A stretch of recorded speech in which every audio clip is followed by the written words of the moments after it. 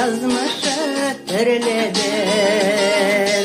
Her kimge berilgen bir ömür, zorlanmayık soğuşta, ölmeyik yalgışqa, rahmet aytып beşik yazmışqa.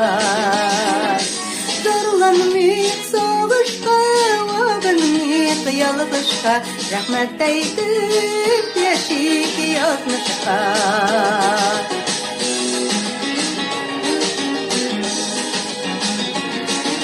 Tuğandı jirge, yeşerge, yok bizi kaldırıp giderge.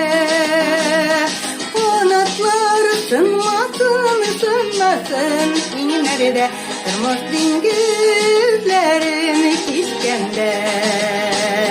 Kanatlar sınmasın, sınmasın inlerde, kırmızı dingizlerini kişkende.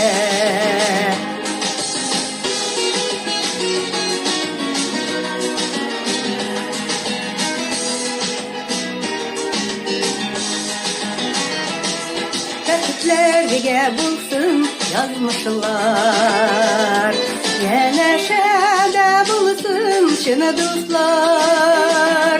Gülsünler bolalar, o yazatsın tanlar, şını şimin bulsun dünyalar. Gülsünler bolalar, o yazatsın tanlar, şını şimin bulsun dünyalar.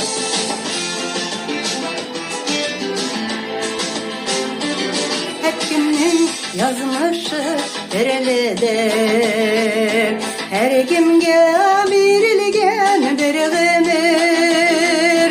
Zorlanmayıp soğuşta, ölmeyik yalgışqa, rahmet aytып beşik yazmışqa.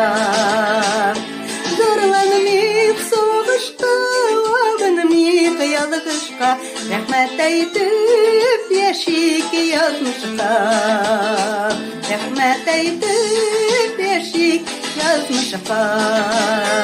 Rahmet aytып beşik yazmışqa. Rahmet aytып beşik yazmışqa.